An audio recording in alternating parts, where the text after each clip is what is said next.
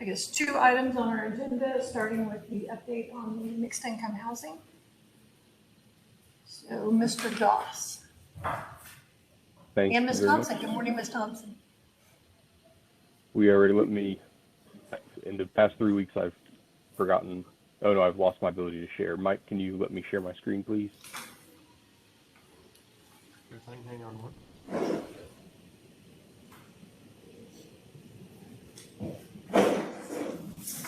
Great, thank you very much.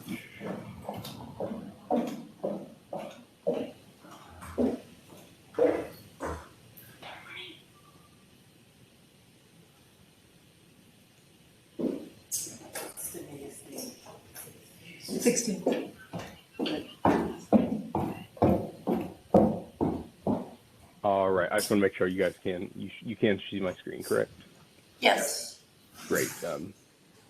So I guess first things first, I will read the item. This is a consideration of amending the Dallas Traffic Code, Chapter 51A, 4.1100, mixed income housing, to support and align with the One Dallas Options program within the City of Dallas comprehensive housing policy. Of course, I have Ms. Thompson here to really do the meat of the presentation for us. But today we're just going to go back over our background information as we normally do. Ms. Thompson did brief the City Council Housing and Homelessness Solutions Committee on Tuesday. So we're going to give you a brief recap of that presentation and the concerns they had. We're going to address the concerns that your committee has brought forward in past meetings and kind of in between, and talk about our next steps as usual.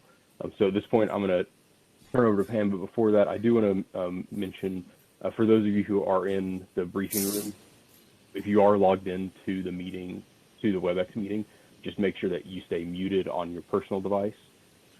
We'll capture all of that room audio from the big screen TV that's in there. And if y'all unmute yourselves, then we get a little feedback, and it makes it hard for us to hear. We'd appreciate that. Thank you. So, Ms. Thompson, turning it over to you.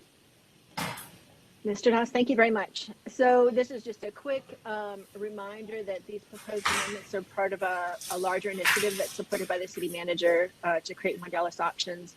And the changes that we're looking at today are mostly for 51, and then council will review 20A and 52 potentially, and the comprehensive housing policy.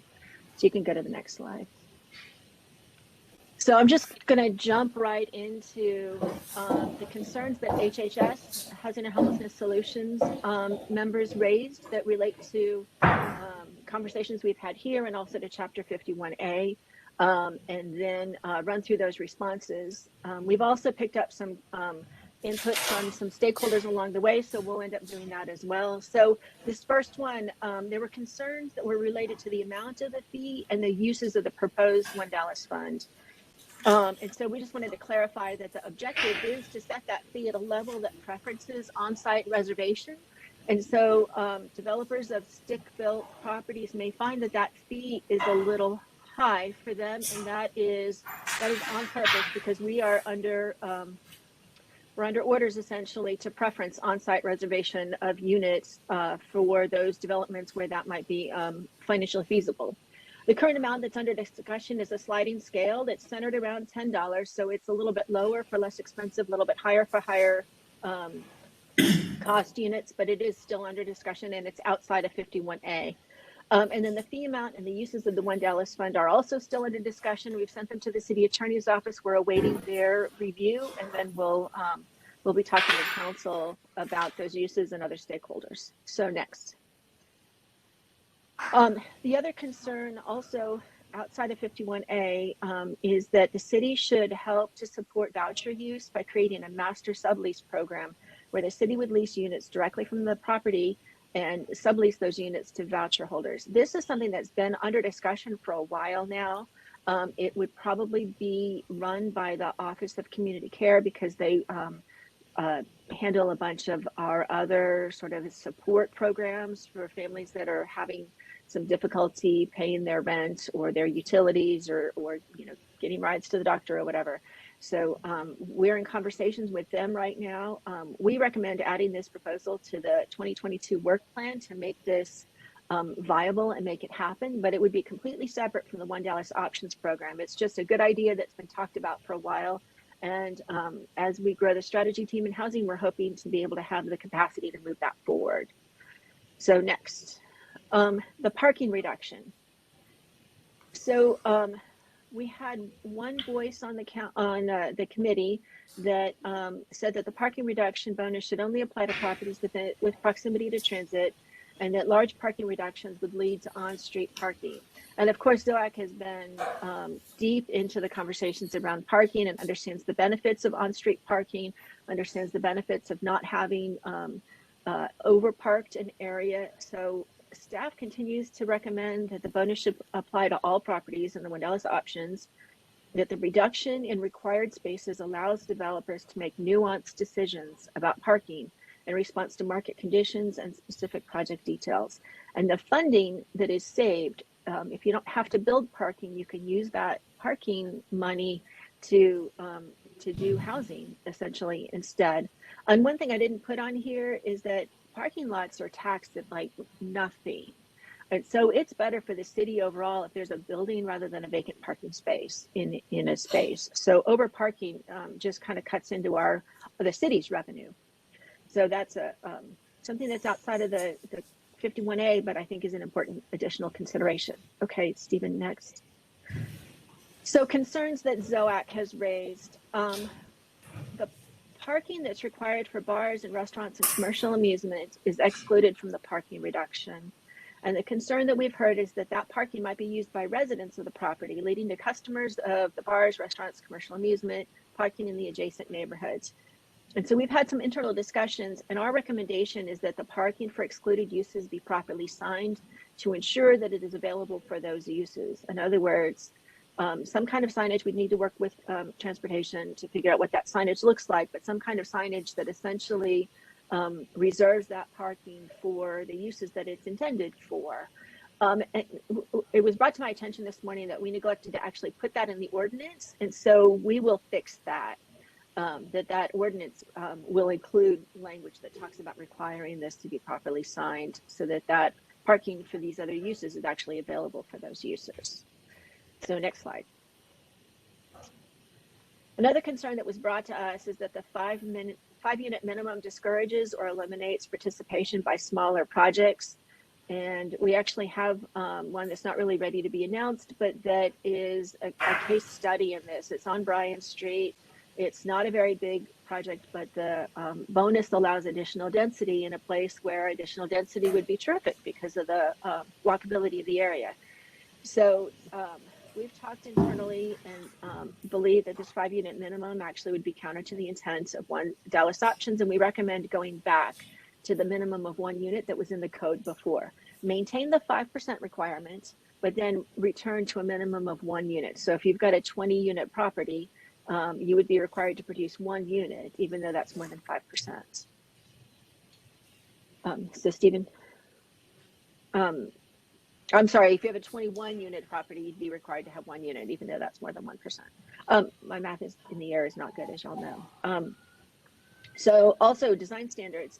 There was a concern that was raised that additional design standards, such as urban form setbacks and lot coverage maximums, should be required for type 3 developments. We really recommend that we don't constrain type 3 developments any more than absolutely necessary because they're PDs by definition, and it's more appropriate for those specific design decisions to be made through the PD review process. That's the whole point of a PD, is to make sure that it is customized for that particular site's conditions. And so we recommend not putting additional constraints on that because any necessary additional constraints can be added by staff negotiation, by CPC, and by council. All right, 11. So historic properties. This is one that was also brought up at the last meeting and that we've talked about a little bit more. And the program should incentivize preservation of historic properties. And we recommend that existing and proposed parking reductions incentivize, that we acknowledge that incentivizes redevelopment of these historic properties that were often built before there was plenty of parking everywhere. And if this program is approved, all these projects, including those in historic buildings, would be able to apply for funding from the One Dallas Fund. So there would be a parking reduction, there would be funding for these properties. One of our stakeholders reminded us that sometimes the design standards in 51A 4.1107 may hinder the redevelopment of historic properties because the building is where it is. And so we recommend that there's an administrative exemption for these properties. And we're still working on crafting what the definition of historic is. Is it just an older building, like in many of our PDs? Or is it an actual designated historic building? And then our language for the administrative exemption would not be that the properties are automatically exempt from all of 51A 4.1107, but rather that would be at the discretion of the particular needs would be at the discretion of the director. And so that language is in the draft ordinance that you have in front of you. So then that gets us through most of the concerns that have been brought to us. We're hoping that ZOAC will be able to move approval based on whatever considerations you want to talk about today, and that we can go ahead and brief CPC in January and move this forward. But we're happy to take your questions and comments at this time. Thank you, Ms. Thompson. I will open it up to the committee. And before we begin questions, want to acknowledge that Mr. Reeves has joined us at 8:40 a.m. and we also have Commissioner Kingston with us this morning. I don't think I see any other commissioners, but I don't have a full screen. And I will apologize for the feedback. We are apparently testing for a later meeting. So with that, members, questions? You may have to give me a shout out. Yes. Ms. I have a Bagley. question. Yes. You talk about the signage for whatever the signage reads. How is that going to be enforced? Is that up to the property owner with the sign on it to enforce it, or how do you see that enforced? As we all know, that kind of enforcement is a struggle all throughout the city. We'll be talking with the transportation folks to see what strength we have to be able to ensure enforcement of that. But we believe that at least having the signage and then having it in the code gives us, as a city, gives us some tools to say, hey, residents cannot park here. Because at least it's signed that they can't park there, as opposed to just kind of having the parking be wide open for everybody. Mr. Reeves, or Ms. Bagley, did that answer your question? Yes. Okay, thank you. One quick Mr. Reeves. comment. The current code does not have that language in there, correct? Correct, Pam? That was an oversight between HHS and ZOAC this morning. We will put language in there. But I'm talking about the current ordinance, the current housing ordinance that we have does not have that parking language in there, or does it not apply? It's apples and oranges. So the parking reduction in the current mixed income language is 1.25 for multifamily per unit. And it does, and then it says specifically that other uses need to park according to the regulations of the other uses. And so this bonus would be, as we've talked about in earlier meetings, this bonus would allow office unit uses to be reduced, would allow retail uses to be reduced, because if you're doing a mixed use project, all of that money towards construction affects the entirety of the project. And so we've had developers talk to us that, hey, if they can get a break on the office parking that they don't need, that would help them more easily afford these moderately priced apartments, these workforce units. And so that's what we're trying to be in response to. But we acknowledge that bars and restaurants tend to actually use the parking that they're required. And so we wanted to make sure that that parking was available for those uses.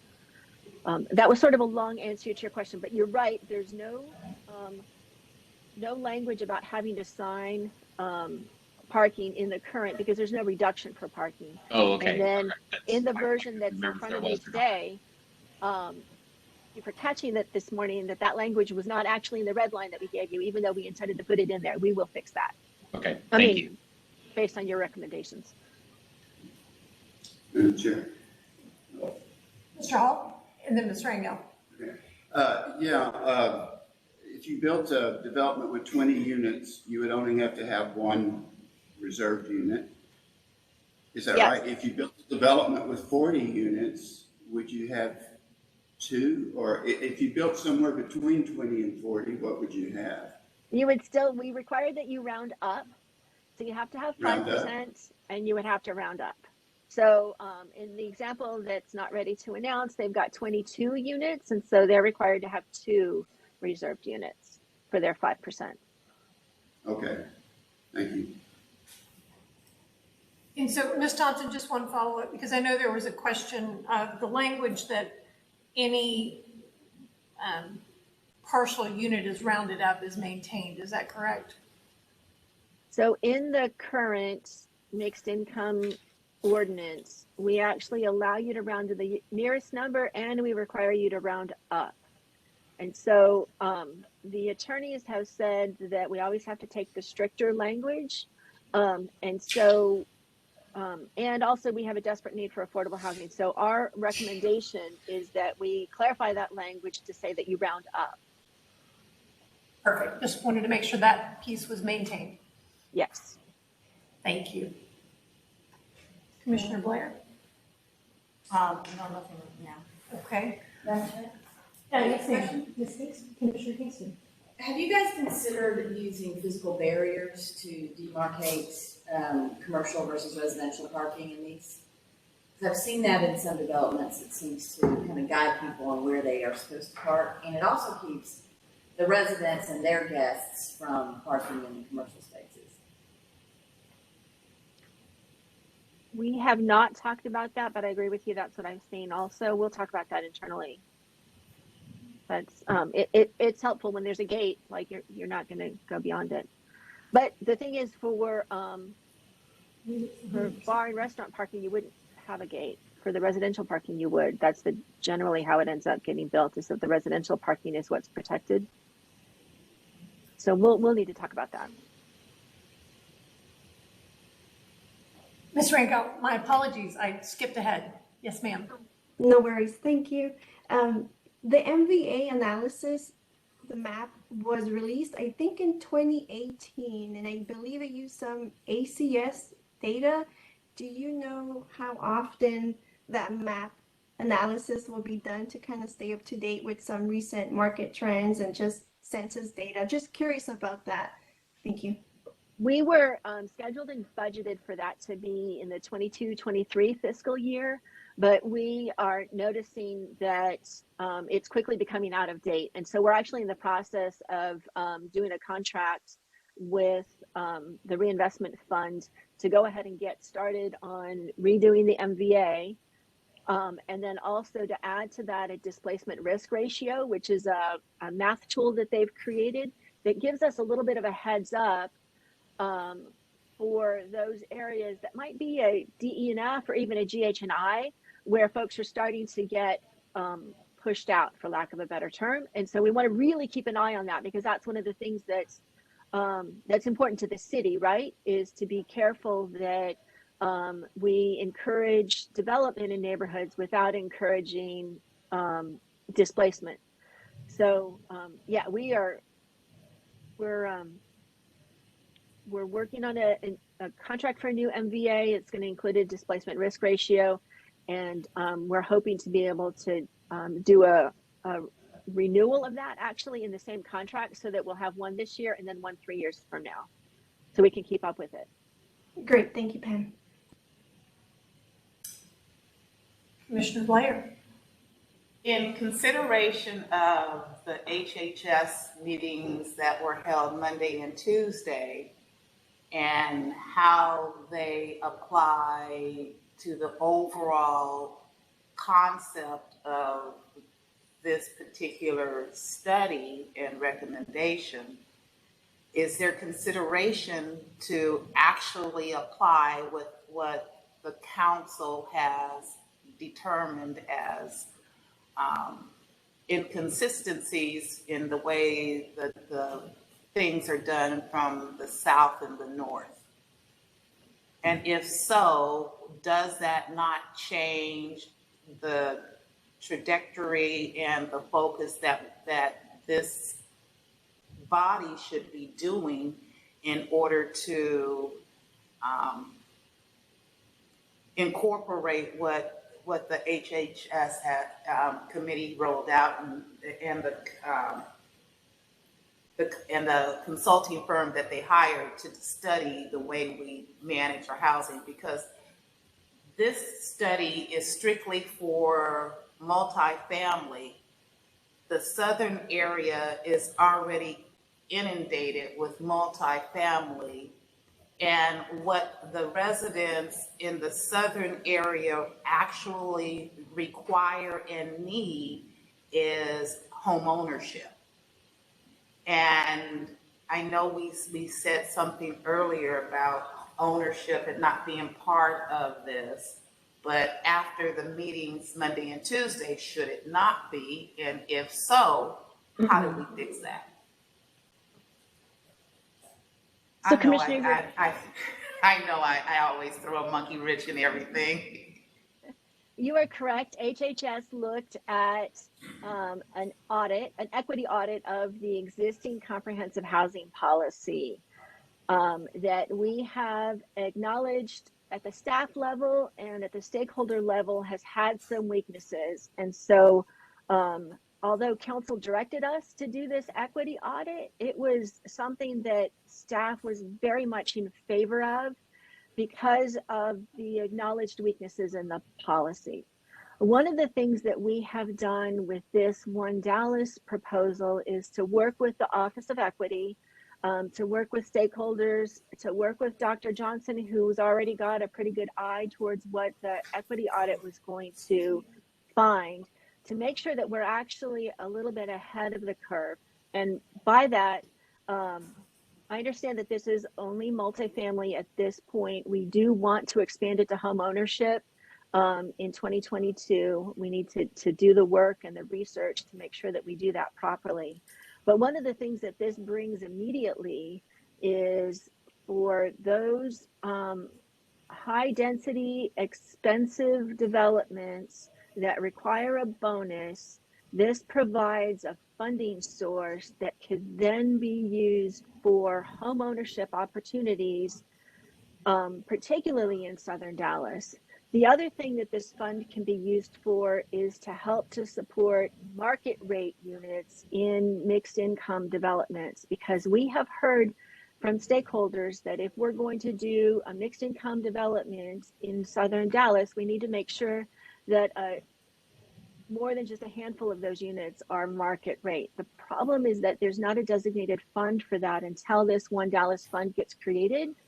And then as long as council and the city attorney has approved this, it is our recommendation that we can use this funding for the purpose of market rate construction in Southern Dallas and the mixed income communities, and also for the purpose of supporting homeownership and home repair programs and other sorts of neighborhood benefits that are desperately needed in Southern Dallas. So are you saying that this must go before the home ownership piece is introduced, studied, and developed? It is our recommendation that we don't hold this piece for the homeownership piece to be developed, because we need money for mortgage assistance and for repairs right now, frankly. And as soon as this gets through, we've got a small list of developers who are ready to write a check and start funding this fund. And so I don't want to hold, it's our recommendation that we don't hold that for the single family version in 2022. Then, if I may, how do you ensure that while this piece is moving forward, that the southern area of Dallas and those areas of Dallas that are sorely looking for home ownership to balance out the multifamily and what has already happened, how do you ensure that it doesn't continue or the proliferation of multifamily does not move forward faster than we can put together a plan for home ownership and home repair? There's no, in this, I don't see, I see no checks, no balances. I see no process that says, okay, we've got 50 units over here. There's no more that can go over here because we've already blighted this area with multifamily. Well, in another area, nothing has happened, nothing has come in, and it's moving on, business as usual. There's nothing to stop that in the plan that I see in front of me. So that is part of the equity audit for the housing policy is overall, where should housing funding be directed citywide through this housing policy? And that process has begun with HHS's meeting this week, and will be taken out to stakeholders and discussed. And then there's a full council briefing on March 2nd, and then brought back to HHS on March 28th. And then a vote on the recommendations in April. And so that broader, where should we direct the development energy in the city of Dallas needs to go through its process to make sure that we actually do have equity and stakeholder feedback.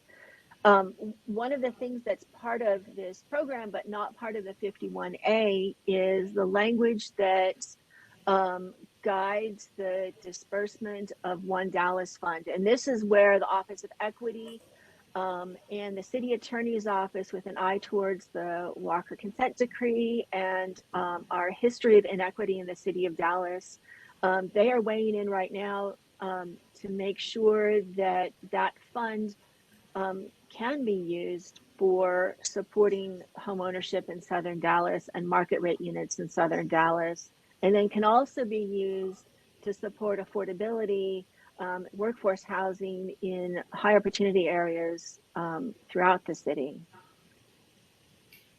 So I have a question. No, go ahead. I'm gonna rethink and then I'll come back. Two things. One, do we have the most current version of the proposed amendments to 28? If not, can we get it? And two, is there any portion of the One Dallas Fund that is anticipated to be used to fund staff to administer the program? And if I just may add a rejoinder, I think we're asking for that evaluation in terms of what we may need to consider in 50A. Is that correct, Commissioner Kingston? Well, I actually sent an email to City Attorney's Office this morning asking for the legal briefing on how 28's amendments are not within our purview, because that's not how I read the code, but I'm interested in their response. But in any event, I think we need to understand what's happening in 28. We can't move in silos. We really need to understand how all of the pieces fit together, because in my mind, they're inextricably intertwined. And if we don't really have an understanding of what's going on up here, then we could be doing something or failing to do something, failing to take advantage of an opportunity over here that we might not even know because we're not fully briefed on all of it. And council doesn't have that issue because they get our recommendations and they're making their decisions. Together.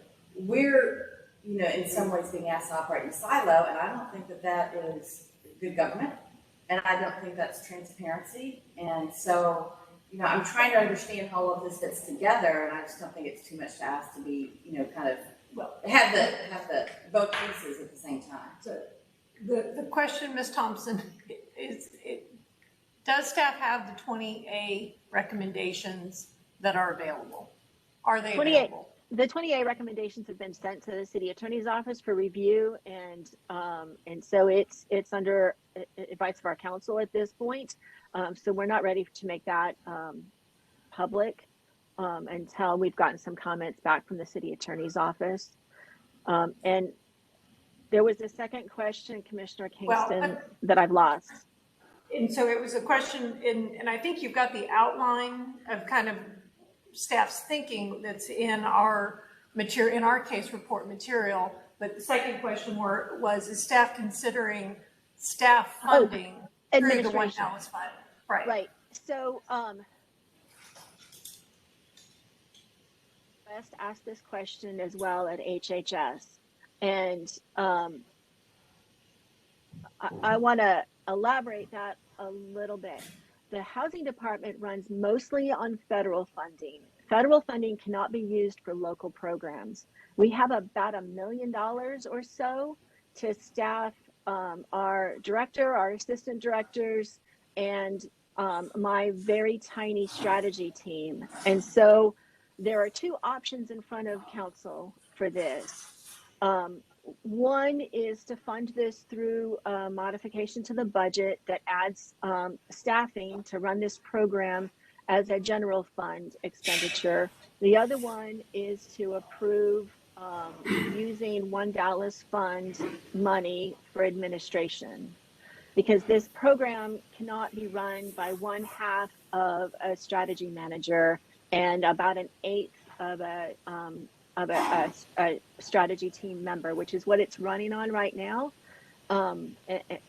Because if we want to encourage development in the city of Dallas, there can't be a backlog in housing as well as in building inspections and everywhere else in the city. We need enough staff to actually run the program. So the two options are general funds that I see anyway, or administration that's funded through this One Dallas Fund. So just to restate that, and then we'll have a follow-up. It is a possibility that One Dallas would consider staff funding. Did I hear that correctly?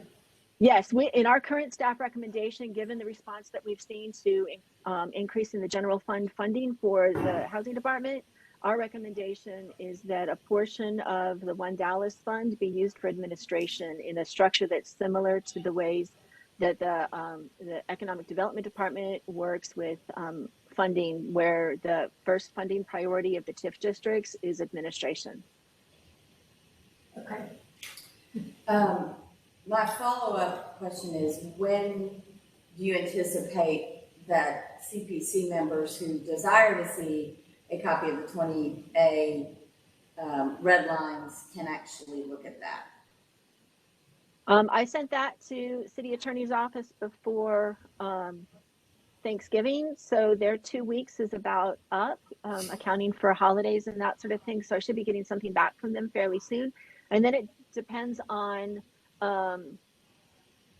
how close to their approval we are, or their how close to having a copy that they're comfortable with we are at that point. If I may, would it be reasonable for our body to say that, as, I'm presuming we move this, that as it is considered by Plan Commission, that those recommendations be available for the commission to consider, or just have the information for our reference? Mr. Ben? Hi, Herb Vandenberg, Assistant City Attorney.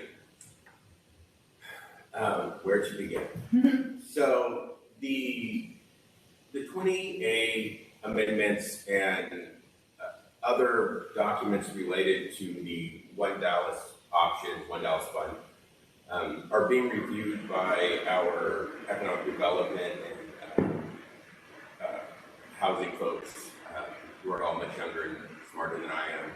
And they're going through it with sort of a more, a broader look at it for what the implications are related to Walker Decree, et cetera, et cetera. I know that they are, working on it, and I think they're close to having finished their at least first review, and then they will get to staff and they'll go back and forth a few times, I would imagine. And when that's possible, I'm sure we will try to get it to the ZOAC group, because as the commissioner said, probably not best to work in a silo. However, in response to the question whether or not ZOAC or the City Plan Commission should be able to make recommendations regarding Chapter 20A. Chapter 20A is the administrative processes that the Housing Department uses to administer all the different programs that they run to create affordable housing. The charter and the 51A both state more or less duplicatively that the duties of the zoning commission are to, upon application, advertise more public hearings on zoning or changes in zoning, make recommendations to city council, act as an advisory body to the city council in relation to any changes of the boundaries originally made in the city, of platting and subdivision, which is why you guys can't have separate bodies for that in case that ever comes up. Make recommendations to city manager on council on matters affecting the physical development of the city. Advise and make recommendations of the comprehensive plan and implementation thereof, and exercise all of the responsibilities that may be provided by law. If you look at chapter 211, the zoning regulations generally, which is what you are charged with, include such fascinating topics as the height, number of stories, and size of buildings, percentage of a lot that may be occupied, size of yards, population density, location use of buildings. It's really the physical aspects of the city, it's the land uses in the city. While I do absolutely agree that you guys shouldn't do this in a silo, the administration of programs is really the purview of, well, frankly, the city council and their committees and whoever they want to have a look at the 20 staff. You mentioned population density. As this is, in fact, a density bonus, would that not mean that the considerations of that program and its implementation would be a factor for our consideration? The portion of the program that is affected by 51A, because in fact, what you do is density, mixed income housing density bonuses.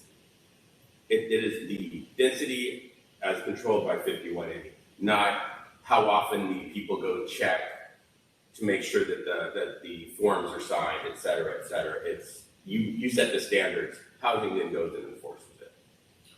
Well, I think the questions from this body, and this may be something that we need to take up outside of the form of this meeting, but those policies related to housing, use, location, which tie back to density, are the things that we would like to ensure are reflected based on our discussions and considerations. And so that's where it seems there's some overlap.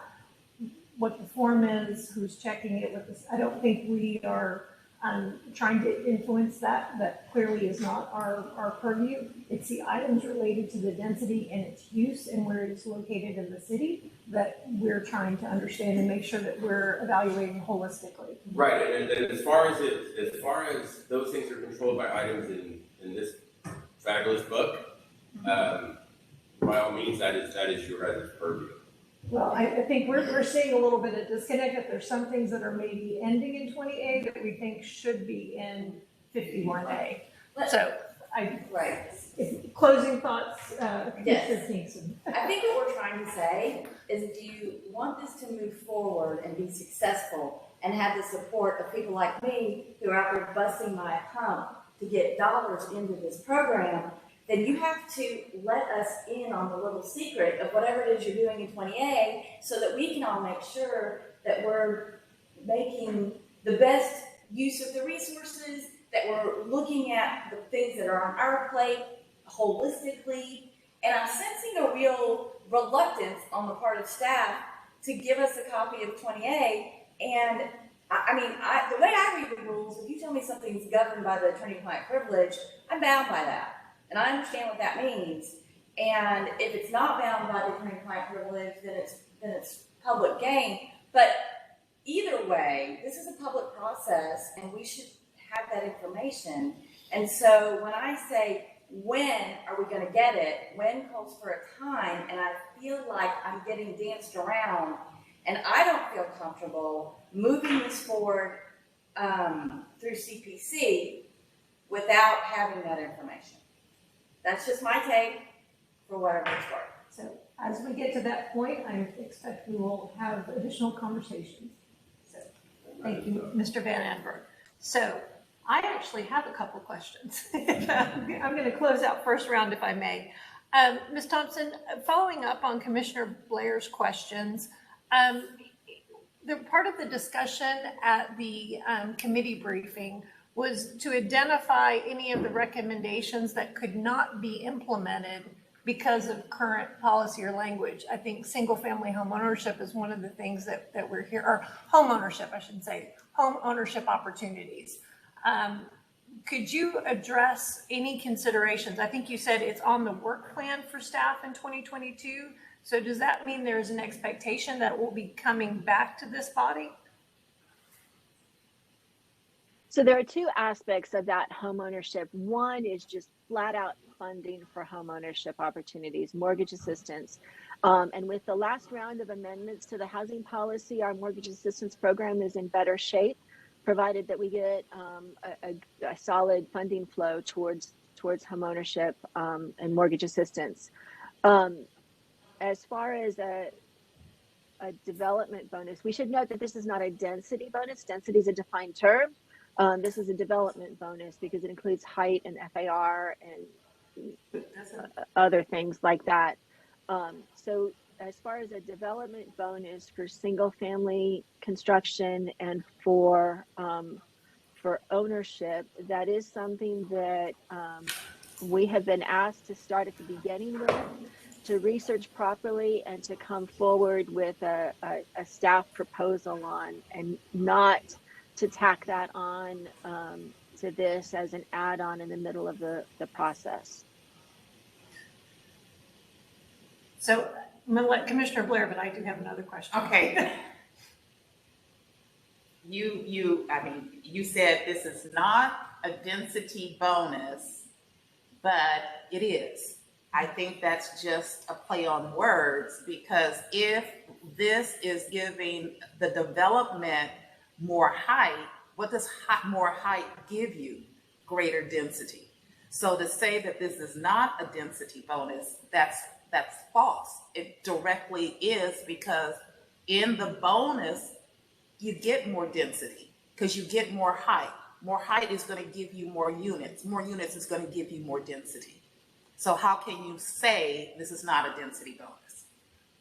So to be clear, if I may, certainly an end result of this is a potential for additional density on a site. Density is number of units either by the parcel or units by the acre. So it's actually a count of the number of units. And so additional height could add additional units, or it could just make larger units, for example. So I don't want to nitpick, except that this is, zoning language has to be precise. And so I just want to clarify that this is a development bonus, and part of that development bonus is indeed a density bonus, but it's only part of it. Could be, but not required. Yeah, because now I have never, you know what, in the 2 years I've been a commissioner, I have never seen a developer say, I want more height and I'm gonna give you bigger units. They all say so. The implementation versus what the language is yes. I think something we struggle with continuously. So one follow-up that I wanted to ask, as we were talking about these different metrics and the plan, and again, I think this was something that was in the briefing, talked about utilizing the equity report as a benchmark in making our decisions. Is this something that could be included in the case report, similar to how we have the assessment of Forward Dallas, how we have area plan assessments, so that as projects are coming forward, that they show us how we are meeting the city's policy goals related to equity and housing? I think I can probably answer that.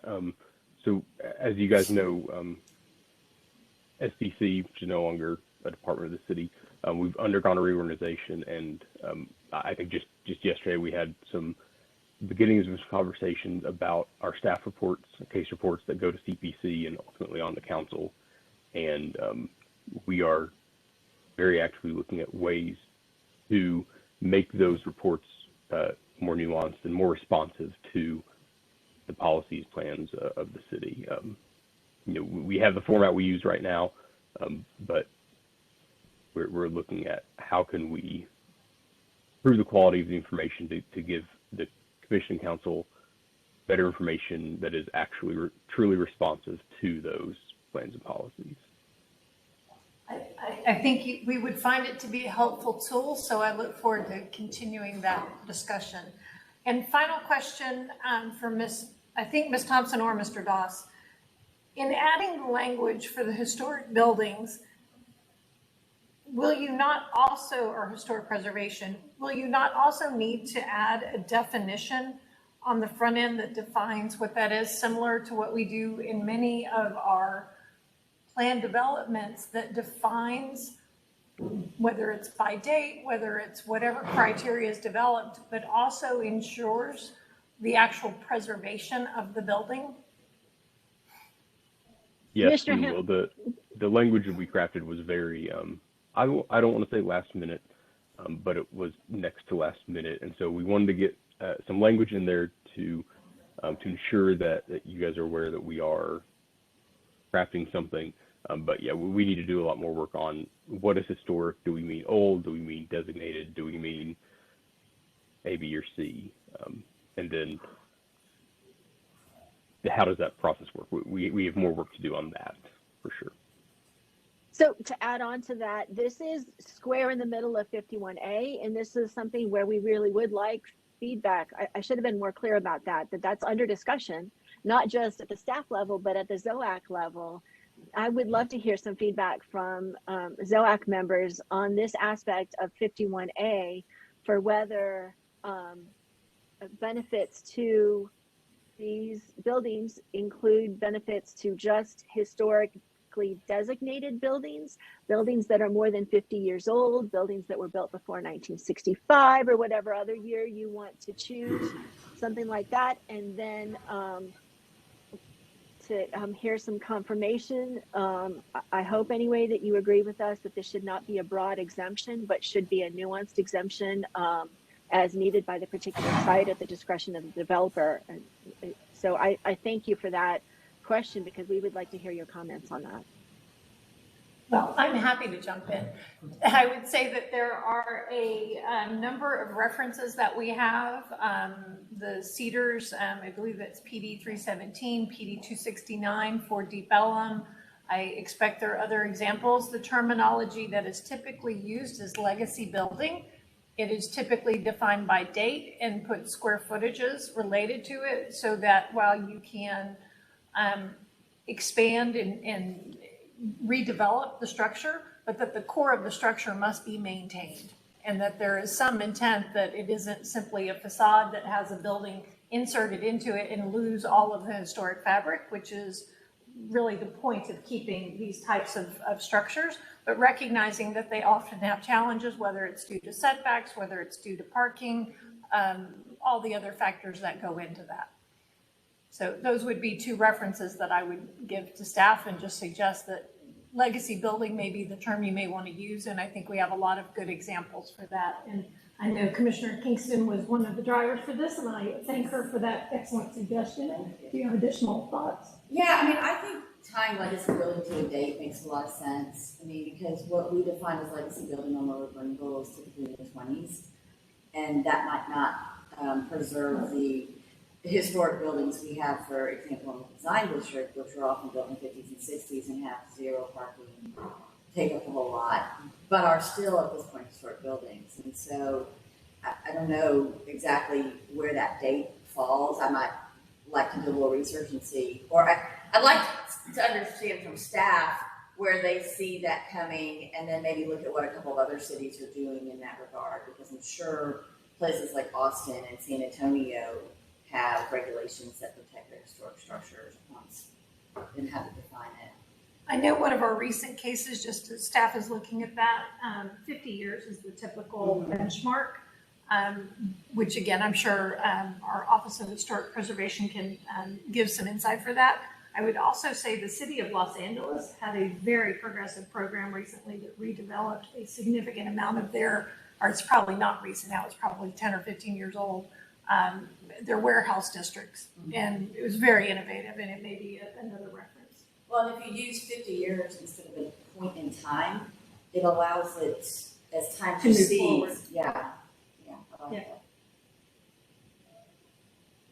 Mr. Hall? Yeah, I want to follow up a bit on Commissioner Blair and your discussion, Ms. Thompson. Did I hear correctly that at some point you will look at encouraging the development of affordable housing in North Dallas, the District 13s and things? Did I hear you end a conversation with a comment like that? So this program, thank you for your question. This program supports mixed income housing throughout the city, including in North Dallas, in two ways. One is that there's a development bonus that's available because this is an expansion of the existing mixed income program. It's a development bonus that is available by right in MF1 and MU2, MF and MU districts, by right in specifically stated PDs, and if this goes through, by right in these type 3 developments, which is PDs that refer to One Dallas, that provide this menu of options. And so, yes, the key part of this program encourages additional development rights in exchange for doing on-site what we call reserved units, which are moderately priced units, below market rent units, workforce housing units, affordable, however you want to do that. The second portion of this is that if developers choose to pay a fee in lieu of doing on-site, that then feeds the One Dallas Fund, which then can be used not only for homeownership and repair opportunities in Southern Dallas, but can also be used to fund gaps in development. For example, Stephen's putting up the project pipeline. There's a project that is just west of downtown on Beckley, where if we had had this fund available, they would have been able to provide units 51 to 60 more easily. And I can't remember now that I've called that one out specifically what their actual bonus was. But they were finding some great difficulty in figuring out how to do on-site units at the AMI level that we had asked for. And if we had had some gap funding available for them from this One Dallas Fund, they would have been able to drop those units to a lower AMI level. But if you look at the map, you can see that there's a mixed income project way up in the far North Dallas. There's one near our border with Addison that's not ready to announce yet that I'm very excited about. There are several in that are north of downtown. And we're hoping that this One Dallas Fund and this additional set of development rights will encourage mixed income communities throughout the city of Dallas. Because as we struggle with equity, certainly one of the things that we need to do a better job of is to allow folks at all income levels to be able to choose to live wherever they want to in the city, and not to be constrained from particular neighborhoods because there's not housing available at their particular price point. Does that answer your question? Is that a function of the district? For example, I know we're not quite talking about home ownership yet, but just to help me understand this, if a home was priced at $2 million, is below market value 1.5 million? Or is there some level that is identified as below market value? So in our mortgage assistance program, we have an income cap, and we have, I've lost my language for this. We have an income cap, and we have debt to income ratios, both with just the mortgage in account, and then for the entire debt for the family in account. So because that income cap is way below what somebody could afford at, 2 million or 1.5 million, the homes that we're looking at generally are in the 250 range, and then our mortgage assistance is in the $40,000 range to essentially buy that house down to something that somebody at 80 to 100 can afford to buy. So Ms. Thompson, this goes back to the chart that I think you distributed to us that had the income level that then shows what could be afforded in terms of whether it's rent or mortgage, but it's tied back to AMFI, is that correct? Yes. And then how does MVA then influence what that amount may be, or does it? So I have to confess, I'm not completely up to speed on the details of our mortgage assistance program. I've been focused on the zoning aspect of this and the development bonus aspect of this. So I can't talk to the details of our mortgage assistance program. Within this program that's under discussion right now. We have both the existing MIHDB program where in the MF and MU districts, the higher the MVA, that is these purple districts, the lower the AMI that's required.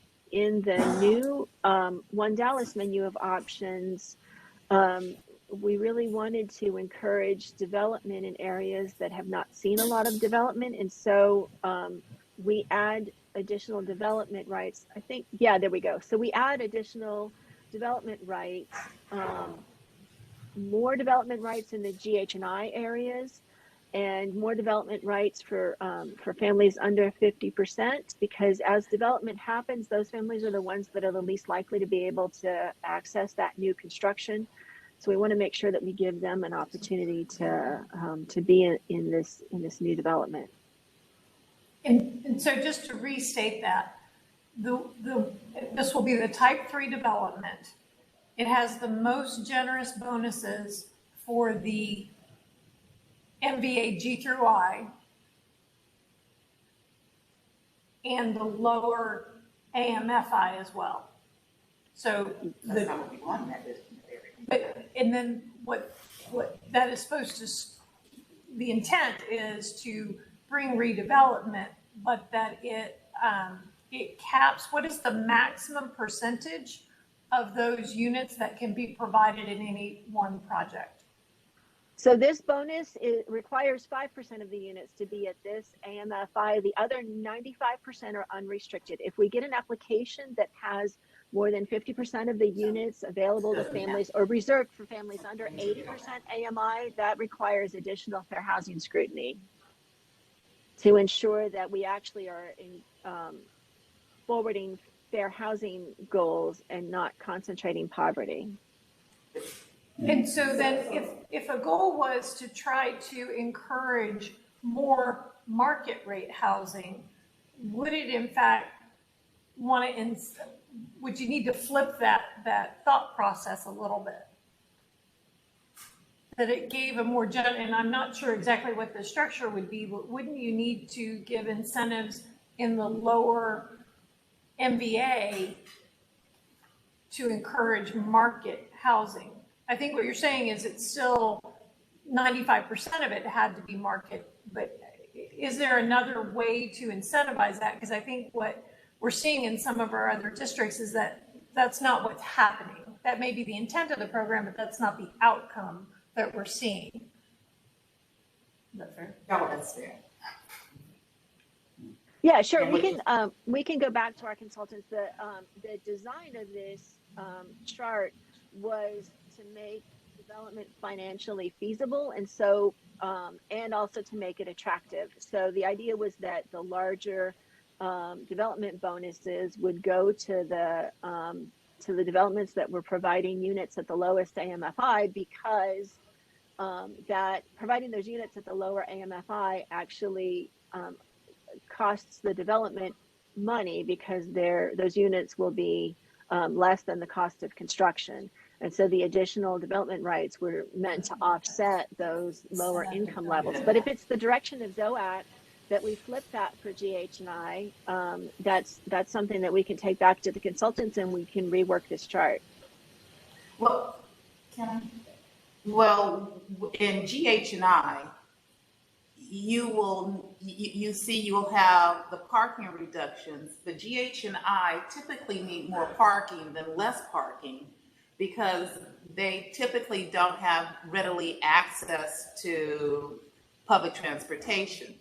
So then when you look at height, you're saying, I'm going to give you more height, but there needs to be a guarantee that if you're following this progress in this program, that giving you more height, giving you more bonuses encourages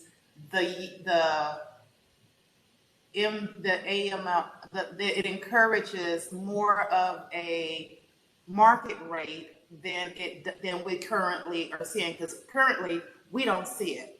Currently, we see the more market rate in the MVA of A, B, and C, and you'll see the higher rental pricing in A, B, and C. So when you're talking about having a bonus, the bonus is becomes, for the lack of a better way of saying, laughable, because in MVAs of A, B, and C, even at 80% of AMI, they can afford it. So what's the true value of affordability if the affordable units are more in MBAs of A, B, and C than the market rate is in GH and I?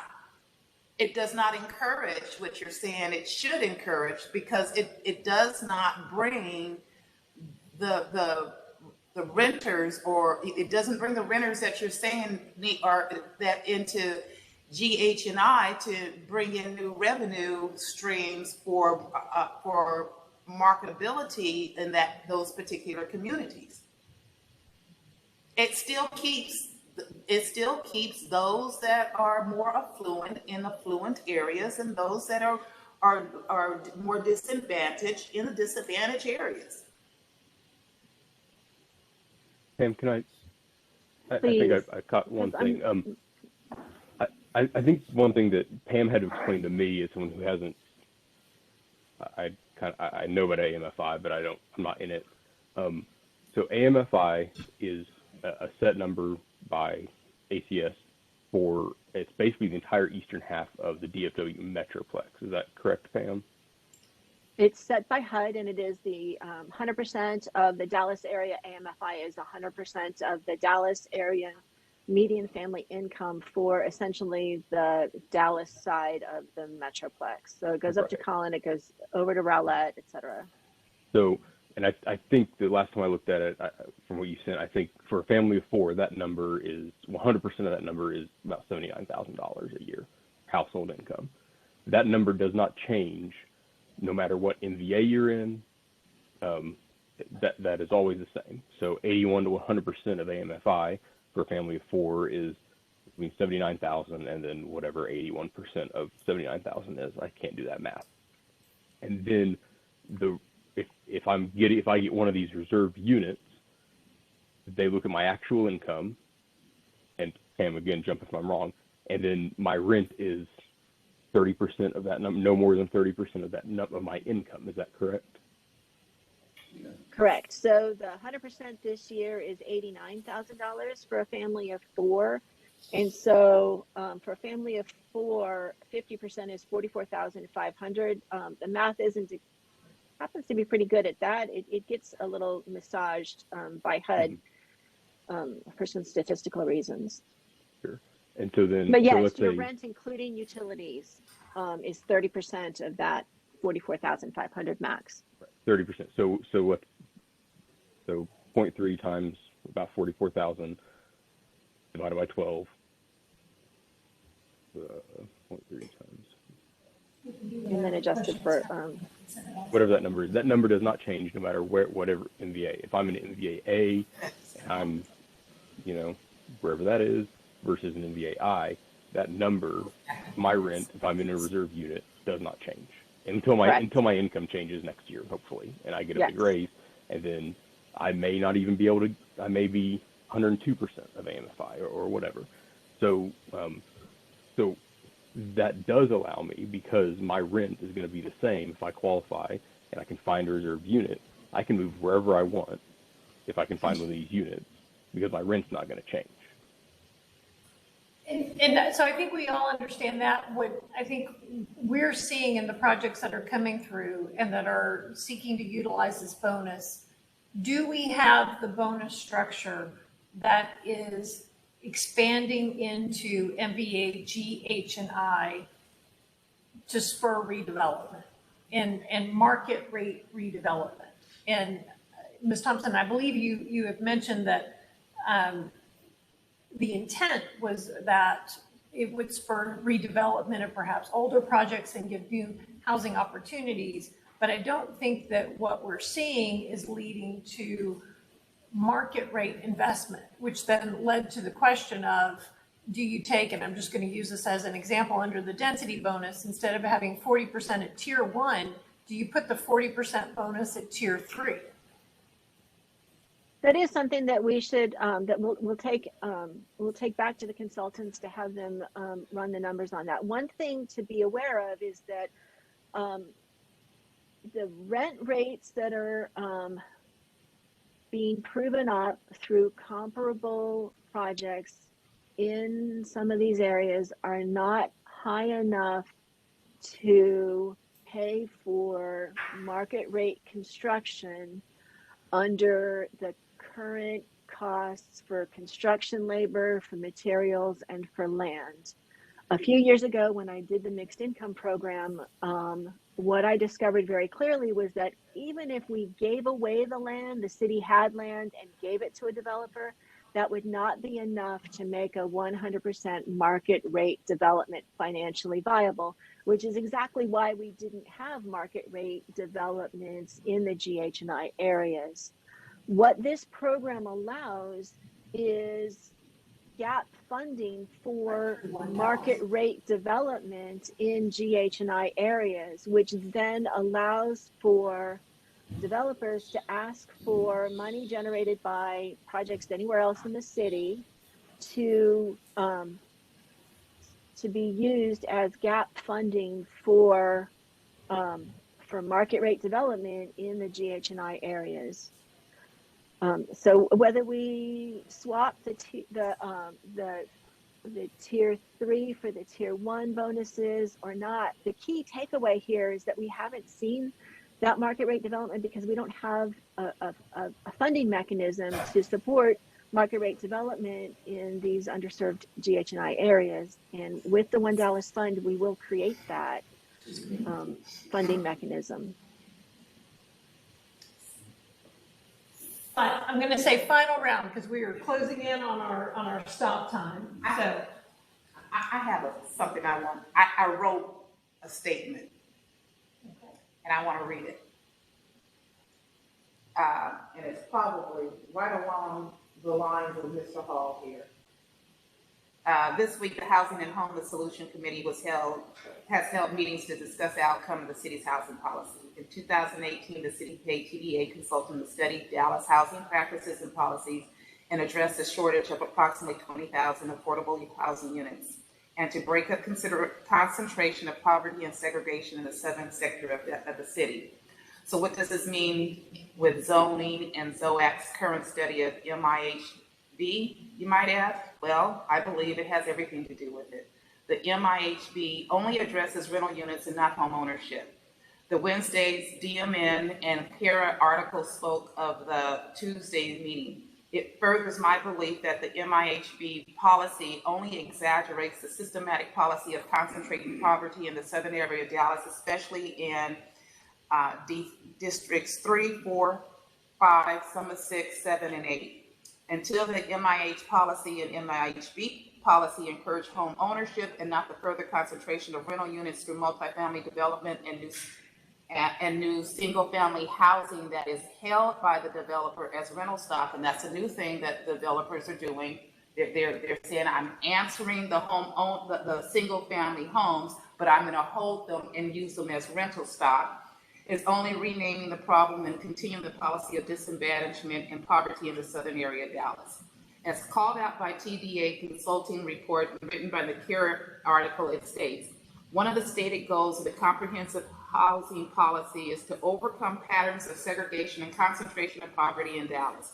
But it lays out no vision or strategy to increase equity by reducing racial disparities. And let me add that it should also include through zoning, because the MIHB that is being reviewed here in ZOAC does just that. It continues the concentration of poverty through the deflecting of true fixed that includes mixed income housing ownership to residents, not developers, in the southern area of Dallas. Until we include home ownership as a principal study of the MIHB and only look at the study of rental units, the southern area will continue to be inundated with rentals with no value to city residential tax base, a changing in the south providing true wealth to the city. the ability to live in an area of the city you choose, and to continue the practice of forcing homeownership for Black and brown residents of a higher end to the suburbs or for the end of the high-end housing stock. Case in point, I live in D8, a mile or so north of DeSoto. I want to live in a 25,000 plus square foot upper end single family, single story house that has a backyard that's within our R75 for a half an acre lot. I can't do so in D8 because the opportunity does not exist here for the zoning practices of the developers, and the city staff does not encourage this housing stock. But I can go that mile or so south into DeSoto and get just exactly that. There is a systematic practice of offering R5 as the standard lot size in D8 that only offers a lower housing stock.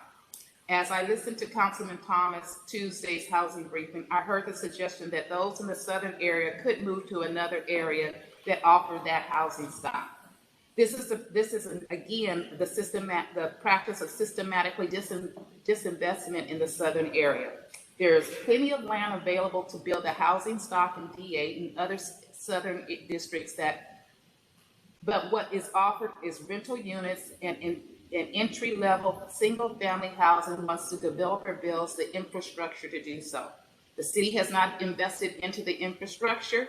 They don't invest into the infrastructure, and the only way we get infrastructure in the southern area is if the developer does it himself when he wants to put in any type of housing development, which means that the funding source that you're saying you're going to give them is only going to pay a portion of that infrastructure. It does not really do what you say it's going to do. Forcing the developer to build the infrastructure again adds to disinvestment of the southern area of the city. The infrastructure that still includes dated services that does the minimal and never advance that adds to true value to the development. In every offering, there must be measurement that keeps the city balanced. The MIHB offering not only must be balanced, but measured. I don't see it being done. There must be a plan and or a program that sets forth a measurable process that will promote equity and balance in the housing and homeowner stock.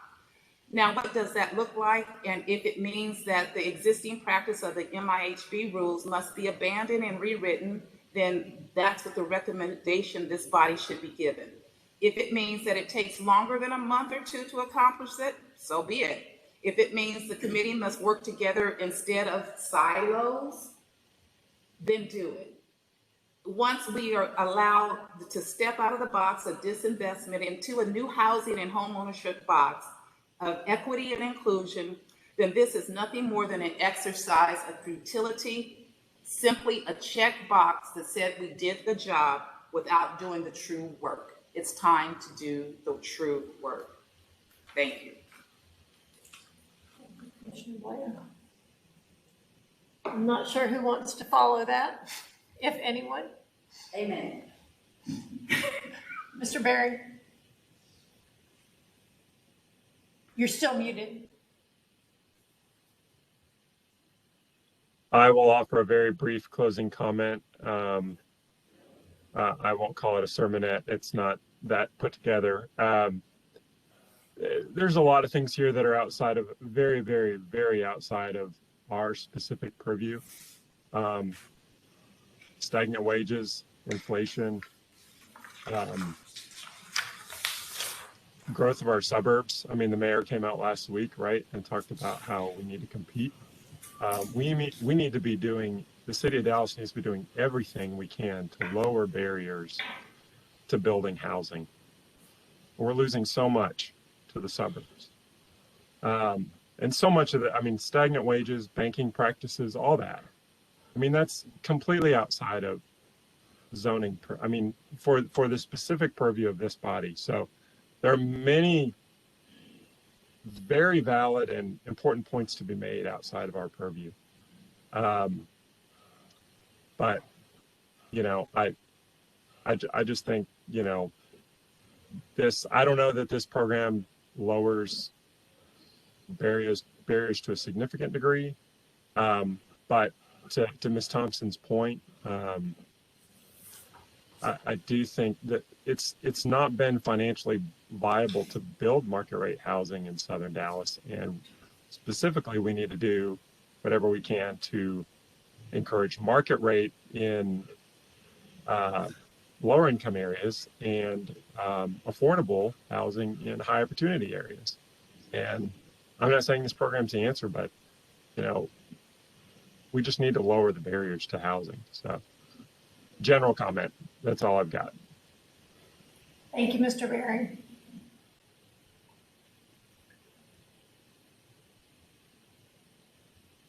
So if there are no other final thoughts, do we have a motion for consideration for this group? Madam Chair, this is Mark Reeves. I was contemplating a motion to approve the one thing that was potentially, I wanted to just ask for feedback. I mean, I must say, I kind of echo the sentiments of Mr. Bering in that this is not the be all and the end all. It's not going to be the silver bullet. I think the single family side of this, I totally agree. I work for a single family development company that cannot afford to build in Dallas. So I would love for us to build in Dallas. I think that's a separate worthwhile discussion for this group. I think if we're looking at our purview and what we have here, the only thing I heard today that would stop me from making a motion to approve is the language of the historic district side, or what is legacy. I agree with the chair that there's language in Near East Side and Deep Ellum and the Cedars. I am personally comfortable with even leaving that open a little bit because it's something that we'll do. We just have to kind of figure out the number. That can go before city planning. I agree with Commissioner Kingston that I would love to see more of what's going on with these other ordinances. It sounds like we will get that. Again, it's not the purview of this zoning ordinance committee to do that. I feel comfortable that there's super duper smart minds, legal minds at CPC. This is not going to go before CPC for another month. So there's still some time in that. And if CPC sees fit, they can throw this back at us with specific direction. So it's us making a recommendation to CPC. CPC can kick it back. They can mold this and take this on if they want to, or they can throw it to council and council can kick it back. So it's not like once we let this horse out of the barn, we'll never get this thing back. There's plenty of checks and balances in my view in this. So I would love to hear someone else's comments about the historic side of this. Ms. Bagley? This is part of a huge puzzle. It's the housing there's no one size fits all, as we talked about in parking, but this is a part of a puzzle that we need to move forward with. And I would like to see the legacy definition more defined and let that be defined at the CPC level, rather than us, if we want to go forward today. Otherwise, we need to come back for us to another meeting to define that CPC, to define that legacy. So, but I'm supportive of this to that point as well. I think there's, it's an I that needs to be dotted or a T that needs to be crossed to define that historic feature. Thank you. I will simply add my voice. I share many of Commissioner Blair's observations, and I think all of the discussion that I have heard as this group has deliberated has all been about how do we put more tools in the toolbox so that we achieve our goals and address what we all know is inequity in our city. This is one of our tools, and we are trying to make it stronger. We don't have everything in this toolbox that it needs. There is no question about that in my mind. But I think that, to Ms. Thompson's point, having the One Dallas program is a significant step forward, and that is what this ordinance will achieve. We don't have everything in this today, but I think the things that are missing looking at the definition, whether it's a legacy building or a new, I think that that is a known item that can be brought to CPC. I would also say that I would challenge staff to look at the incentives for MG&I and to evaluate if those are the correct percentages to achieve market rate and equity as defined in the report that was presented at council. Because I do think we have an opportunity to look at those and to bring that to the full plan commission for their deliberation. But I would say I think we do have an opportunity to move this forward. To quote one of our past commission members, to bring it to the wisdom of the group and to see what other opportunities haven't we thought of. Well, Madam Chair, if you allow, I do have a motion. Mr. Reeves. In the matter of DCA 201-008, consideration of amending the Dallas Development Code, Chapter 51A-4.1100, mixed income housing to support and align with the One Dallas Options Program within the City of Dallas Comprehensive Policy. I make the motion to approve the documents that we have before us, and also as briefed around the parking use designation language. And if I have a second, I just have a couple more comments, and then I'll be quiet. And may I ask if that will include the consideration of legacy building and Yes, ma'am. incentives? Yes, and to include the consideration of the legacy building language as well. And MVAG&I incentives? Yes, Thank you. and those incentives, as you just said. I was going to let you make a friendly amendment, but. Well, I appreciate you accepting that. Do we have a second? Second. Thank you, Mr. Bering. So comments, Mr. Reeves? Yes, just really quick, in addition to whatever else what I've already said, but we did get this down to one unit where the smaller infill, if they can make the numbers work, they can do it. We have the parking use designation language. We have the public deed restrictions are upheld and that have been potentially negotiated with the neighborhood. The units must be on site. I mean, some of those major, really kind of we've made those not gray, and I'm very happy with that. The fee in lieu still concerns me. I was happy to see that was one of the first things that the HHS committee is also looking at. It's not our purview, and like I said, this goes before CPC, and if they're not ready for it, they will kick it back. So with that, I will be quiet. Thank you. Any additional comments? May we ask questions? Or are we beyond the question? Well, Questions regarding the role of this committee? yes, because that would be related to clarifying our vote. So, Yes. what? Well, we're being asked to approve the forwarding of this initiative on to CPC, Correct. who would evaluate it over a period of time and then forward it on or not to council or send it back to us. Correct. That is my understanding? And basically, that's all we're being asked to do. Correct. We're not being asked to resolve issues about racial barriers and things like that. That is not what is defined within the ordinance amendments before us today. Okay. So it seems to me, and I apologize for my ignorance on these matters, there are big issues at play here, but I'm not sure that it's necessarily our purview to address those big issues in this vote today. And Mr. Van Amber, would you care to speak to that? Representative Assistant City Attorney.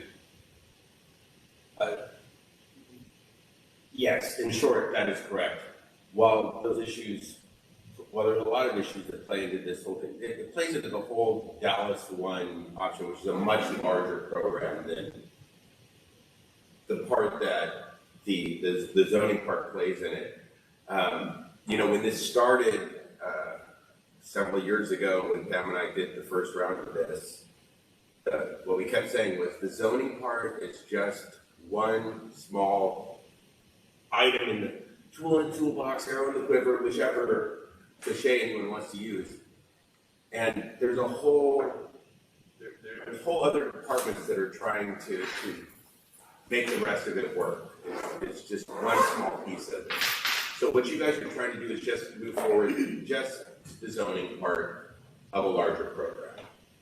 And it moves forward to Plan Commission for their Oh, consideration. yes, I'm sorry. They can then elect to move it to council, send it back to us, make further amendments. Oh, yes, the world is yours, so to speak. Okay, thank you. Certainly. Any other final comments on this? Well, I'll simply add that I know there will be robust discussion when this goes to Plan Commission. And I hope that some of the items that have been raised by this body will be refined and further addressed during those deliberations. So with that, I will call the vote. And I'm going to say show of hands, if I may. Hopefully that will grab everybody. So all in favor, say aye. Aye. Any opposed? We have one nay, Commissioner Blair. So motion passes. I think our other item are our minutes. Do we have a motion to approve the minutes from November 18th? I'll make that motion. I'll second. Motion by Mr. Hall, second by Commissioner Blair. All in favor? Aye. Aye. All right, so the motions are approved as submitted. I believe that's the end of our business. And do we know when our next meeting will be? January 6th? Sorry, you got me October. I'm confirming if we have January 6th as we all go on holiday break, so we know when to be. I believe that's right. Yeah, so our next meeting should be January 6th. Staff will circulate the agenda. So, thank you all for being with us and for the good discussion today, Mr. Doss, and I think we lost Ms. Thompson, but thank you both for all of your work and diligence on this. And Mr. Castillo? Thank you. Thank you all. We are adjourned at 10 a.m. Thanks, everyone. I appreciate it. I read the article in the morning news yesterday, and I thought, well, this is what we're talking about. I wish there was more